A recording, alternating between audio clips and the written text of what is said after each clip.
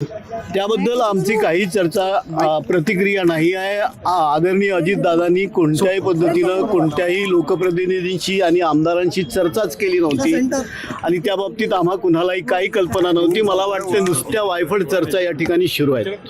अजितदादांच्या अपघातापूर्वी अजितदादा विदर्भातल्या धान प्रश्नाच्या संदर्भात सही करण्यासाठी थांबले होते। जर ते थांबले नसते तर अपघात झाला नसता असा देखील दावा केला जातो। मला वाटतं अनेक फाईल असतील, त्याच्यामधल्या विदर्भातल्या फाईलचा काही संबंध याच्याशी आहे असं मला काही वाटत नाही।